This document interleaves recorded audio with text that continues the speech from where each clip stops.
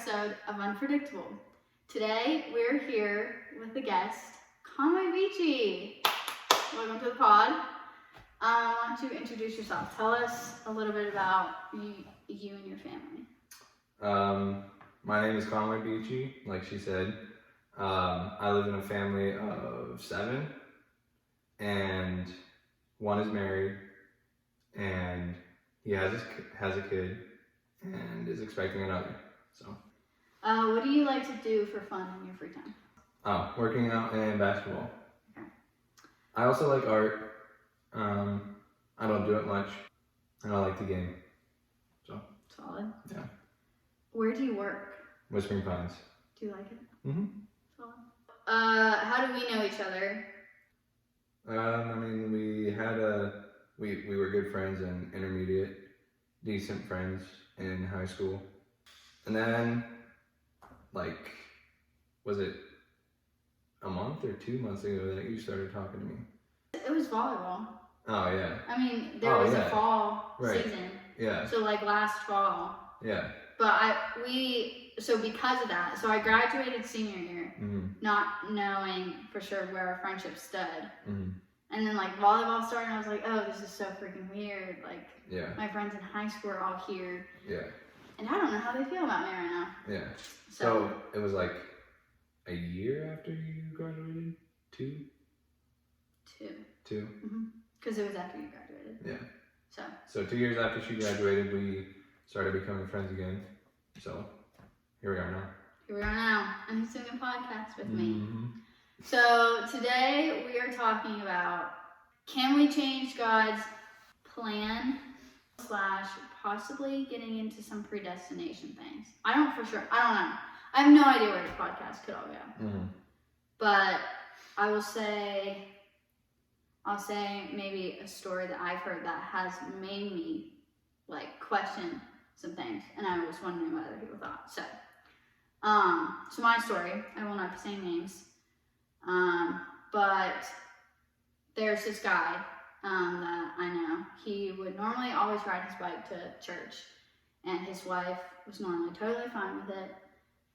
So it was normal. So it was one time in the summer, and the evening before church, she all of a sudden had this fear that he was going to die on the way to church. And she prayed about it and went to bed. The next day, he ended up having a wreck, but he didn't die. So, was that because she prayed about it, did that save him from getting killed? Or if she didn't pray about it, would everything have turned out the same? I feel like I've heard of a lot of incidences like that people have prayed over a certain thing and something still happened, but the farthest thing that could have happened didn't happen. And so are those feelings and worries from Christ, or is that just a coincidence? I would think that they are from God.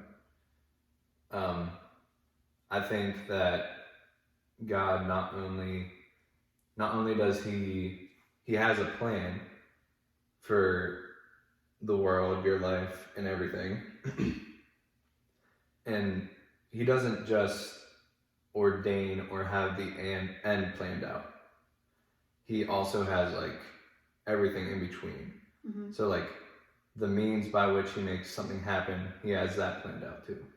So I think there's a lot of power in prayer, because he has that as a tool, I guess you could say, in a tool that he has in bringing about his plan, if that makes sense. Okay. Yeah. Yeah, that makes sense. Yeah. So, I can tend to worry and overthink things like that, because there was one time, it was a snowy day, it was snowing, and I had a cleaning job that I had to go to, and it was not even 5 minutes away. But that morning, I went to get in my car, it wasn't turning on for some reason. Finally got started and turned on my windshield wipers and they broke. I was like, okay. And so I was like, well, it's snowing pretty bad. So I feel like even if it's not even 5 minutes away, you're still gonna need your windshield wipers if it's snowing pretty bad. So I was like, hey Dad, do you wanna fix it? So he fixed it. I was like, all right, cool. And while he was fixing it, it broke again. And I was like, this is not normal. Should I just cancel or should I just wait it out and let him fix it once again and see if it continues to work? Yeah. But I ended up canceling that day. I was like, hey, I'll come in another day if it works, if that's all right with you. And they said it was. So like, just weird things kept happening that day before I left. Were those things purposeful? I think they could be. Okay. I mean, yeah, God is in every situation, so I think he can definitely like plan things out to protect you from something that could happen. So, yeah. A thought that I had was, in life you have everyday choices, and I think in those everyday choices there's like multiple doors that you could go through, and God knows every single outcome of all of those, but he lets you choose them, which I would believe in free will. We literally just had a huge conversation about Calvinism And Arminianism. And would we believe differently in free will? Do you believe in free will? I think I believe in free will, but I believe that God has everything planned out and there's nothing that we can do to foil his plan. I've studied Calvinism a bit, not terribly much. Like, I'm still new to the whole idea, but yeah, recently I've been studying it. So I don't have it all figured out at all. So, yeah. By the way, if you keep hearing that loud noise, he's fidgeting with his water bottle. So that's what it is. Yeah. And I don't have the mics today. I thought there was going to be a third person on this, and then they decided not to. I thought about this on the way down here, actually. So picture the world before sin as a sandcastle. It's perfect. There's no, like, it's perfect and it's very sturdy. There's no defects in it. Mm-hmm. And then sin comes into the world, and you can picture sin as the waves that might mess up a sandcastle that is on the beach. So God has a plan, and it is perfect for, how would you say? So he has a sandcastle that has been tainted by the waves, sin. But that sandcastle, he will keep molding it to do what he wants it to do, if that makes sense. Even though the sin is trying to tear it down, he will still build that sandcastle as he wants, I guess. Yeah. But of course, sin is very evil, and so it has tainted what God had in the beginning. Mm-hmm. And he is preparing us a place where there is no sin, no potential for sin. He does everything perfect with the tainted castle. God says that he will work everything out for good to those that love him. He shapes the sandcastle to work for good. Like, that is the best that God can do with what he has given. I feel like maybe for some people, their purpose is to live a short life, and their death brings about something that otherwise would not have brought about. Because God works out everything for good to those that love him. So even if it looks awful, or God can redeem that situation even though it looks unredeemable, and bring about his purpose and his plan through that, even though to us it looks like a broken situation and a hopeless situation. So I would totally agree with what we just said. But then there's situations that people have had feelings of anxiety, or like this one story I know. This two brothers. One guy was going to like a youth group event or something. He was older than that. Some for activity at the church gym or something. And I don't know what the weather was like, but supposedly it wasn't super great for bikes.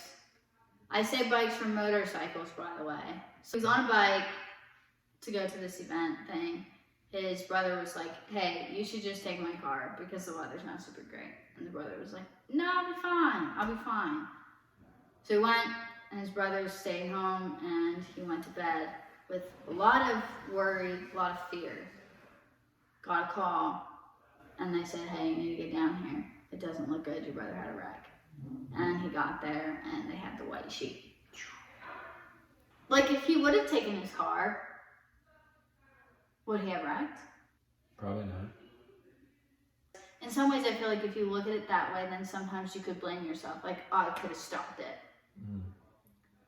But then in some ways, I feel like you kind of can stop some things.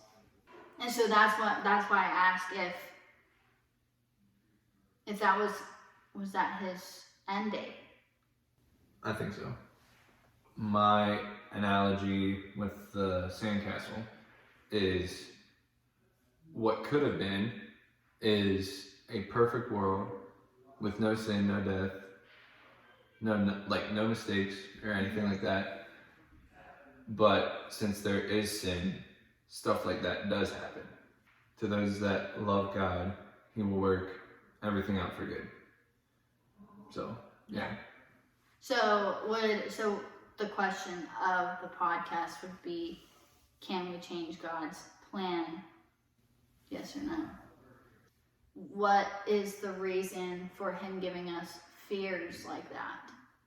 Having those feelings before something did happen, praying about it, telling the people, hey, I really don't feel comfortable with this, and it doesn't feel like something bad's going to happen if you go this way. Yeah. If we don't have the choice to move the pathway this way instead of this way for that time, then what are the purposes of those feelings? For me, what I believe, it goes back to God ordaining the ends and also ordaining the means. Let's say there's somebody over in Thailand, and I would believe in predestination. You should explain the way you feel that way before you just say it. I believe that people that go to heaven were chosen by God, and I don't even really know that much about Calvinism. I wish I would, because I can't explain it that great. But or you would, like predestination, you would believe that like Christ already knows who is going to be saved and who is going to spend eternity with him, which is what the word predestination I think would mean in itself, but some people would believe in predestination as God already predestined it, you don't have a choice. I believe that we do have a choice. Which I would agree with that too. Like God already knows, but he didn't like say, this is what it's going to be. And like you still, like you would have, he knows what the outcome's going to be, but he wasn't like, okay, we're going to pick this person, whoever. and they're going to be saved, but these people are not. He might be like, I already know these people are going to be saved, and I know these people aren't. I would believe that him saying that is because he knows it, but not that if these people would be like, hey, I want to know you, and I want to accept you, he wouldn't turn them away. No. And if they do come to him, I would believe that they are predestined. Yeah. Yeah. Again, I don't know that much about it, so don't base your opinions on Calvinism on what I'm saying. So do your own studying.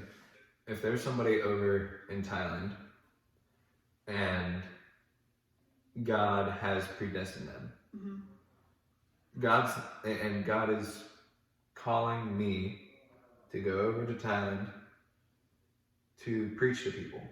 And then through me doing that, I would reach that person and bring him to God. Like God will bring about the means, but yeah, and if he was predestined, then he will find some other way. I would believe that he would find a way to bring that person the gospel. The guy in Thailand, if he's predestined, or there's some sort of way that he's going to find out who Christ is. Yeah. So because that's God's purpose, that's his plan for that person. Yeah. And since that is his plan, I believe that God will bring about his plan no matter what, because it is a perfect plan. Is there 5 ways for us in whatever things is in our life that it could be either one. Either one is what he wanted to happen. But he almost gives you, sometimes he might, like, I feel like those feelings is the choice, is maybe him giving us a choice of which one we want to, I mean, we don't know what's going to happen. Like, so maybe that day I was supposed to go to work. Maybe I was supposed to die that day. And maybe dying is not the right concept. See, I would believe that since you did not die, like, if you would have died that day, but that's a what if. Yeah. If you actually would have died that day, but God had all of this that happened after that moment, you would not have fulfilled your purpose. Because this, like... Because I'm still here. I'm still living. Yeah, it's a what if.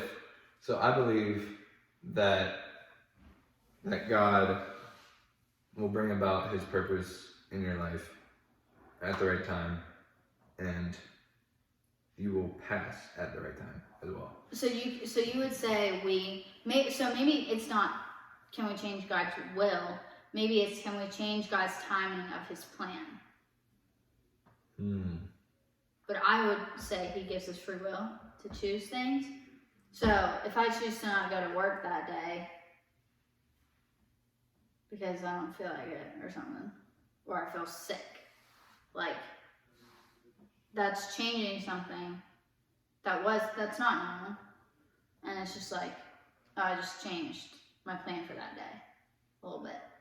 See, that's what we perceive it as. But is that was his plan all along? That's what I would believe.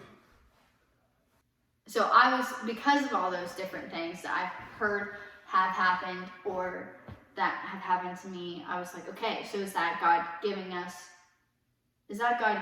a choice to change timing in our life of different events? Maybe he gives us those feelings or worries to show us, like, maybe we'll have that worry. Maybe something will happen after that. And then maybe that's him showing, hey, I am real. I am here. I do, like, I'm real, believe in me. I feel like you praying was an ordained thing by God to bring about the most glory for him. And I feel like he works in us and through us to bring about the most glory that we can give to him. Yeah, that does make sense. He knew that all was going to happen. Nothing surprised him. That was just part of his plan. Like, I feel like free will is more comes to the point of like, do we actually believe in Christ or do we not? He gives us that free will to decide. Is what I would believe. He gives us choices as humans. We're not robots. And so free will is that, but I don't think, so I guess me thinking of free will was not in the right meaning of it. It's more of, we can't change God's timing. God has, he knows everything.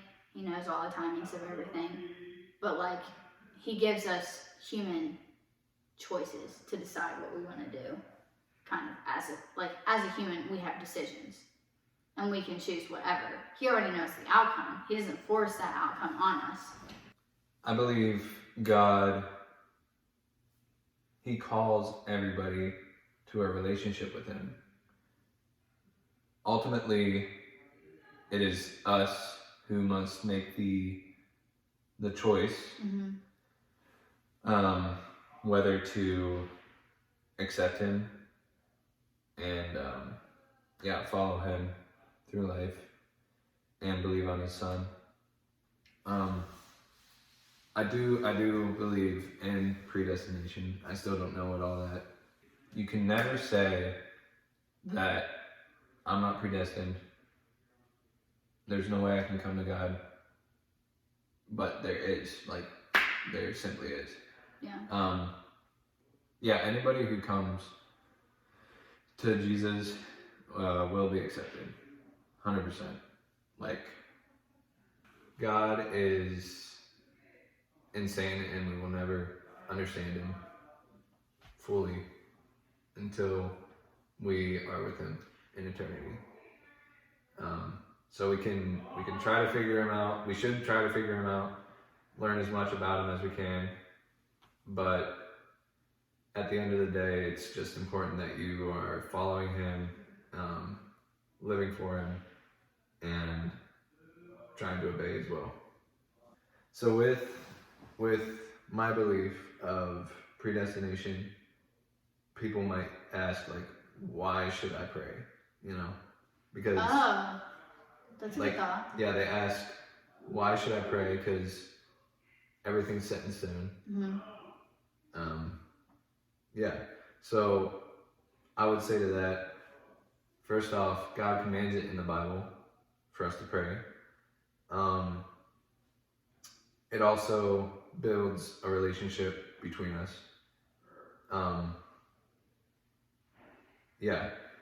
You don't get married to somebody by just not talking to them, because you need to talk. 100%. Yeah, if you don't talk, you have no relationship. Yeah. So prayer isn't so much telling God what you want, and prayer, I think, is for you. It's a gift. It's a gift. It's for your relationship with God, so that you can draw closer to him, and it's for your revitalization. It revitalizes you in your life. Like, I can't really imagine what my life would be without prayer, because I think it would just be kind of, I don't know, I would feel disconnected from God, for sure. Prayer seems to draw me closer to God, and like I said earlier, I believe that God ordains the ends and he ordains the means. So when you're praying, you can be very thankful that you are part of God's plan. you are doing. Oh, for that incident. Yeah, you are doing what He has planned for your life and for those around you. So you can be very thankful and very joyful that you are able to be a part of His plan. Yeah. Yeah. That's true. I didn't think of that before. Yeah. Wow. I mean, even if, we pray over a certain incident and it's not the outcome that we wanted, that prayer and everything involved still brought glory to Christ. And their death might even do something more insane. Like it might be, their death might do something more insane than them living. Yeah. God works out everything. Yeah. For good. Yeah, with my grandma, she had it was 3 or 4 strokes. No, she's still alive. Okay. Yeah. Incredibly, the doctors honestly don't even really know, how she's alive. But since the doctors can't even really explain it, we do have an explanation because God miraculously saved her. Our cousins from Indiana were in, and so it was the whole family, pretty much. And I went to the bathroom, and then while I was in the bathroom, everybody in our family went into Grandma's room, and we're pretty much telling God, we're holding Grandma with an open hand, and if you want to take her, we know that He will work out something from her death. Mm-hmm. Preferably we want her alive, but we just wanted God's plan to be brought to fruition. I wish I was there. It was apparently a very emotional time, and they could definitely feel the Spirit of God in the room. But yeah, that experience for them is probably sticking with them, and they probably praise God for keeping her alive a little more than what they would have if they would not have done that. So I think through that whole situation with Grandma, I think you can definitely see God working out a plan to bring maximum glory to Him. Mm-hmm. Yeah, and that probably is showing something even to the doctors, not only to your family, but the doctors are how in the world are you still alive? Yeah. There's no scientific explanation. It's only God. That's it. Yeah, so I feel your statement of God has a plan for everything. He puts things, maybe those fears that made you stop going from something, or those feelings that made you pray, those were part of this plan. That wasn't you getting the chance to change it. That was just something He wanted to happen to bring Him honor and glory. With God's plan, we can rest assured. We can trust Him wholly, because He is fully righteous. He is love. You can trust Him with anything, completely. His plan for your life, whatever it is, you can trust Him with that. And not to say that even though sometimes deaths or depression that we go through, not to say that we are yay, that's awesome, that's great, but in those incidences, He will bring honor and glory in the outcome. He puts you through things that He knows you're going to need to know to help somebody else out. Well, Colin, thanks for coming on the podcast. We appreciate it. Hopefully we'll see you more often. If it's a topic I have opinion on. I'm running out of ideas again. I need more ideas, people. So if you have ideas, okay, give it to me. all right. I have one more idea. In the comments. Or I'm actually gonna put my social media in the description this time because I have not been doing that, and I'll put Conway's. So yes, go follow Conway on his socials. I have thought about actually doing a vlog for my next one. Do like podcasts and YouTube, because some people were like, hey, start. You have a YouTube channel already. They were like, start vlogging. Let me know if you guys like the vlog idea. Anyways, thank you guys for watching, and I will talk to you guys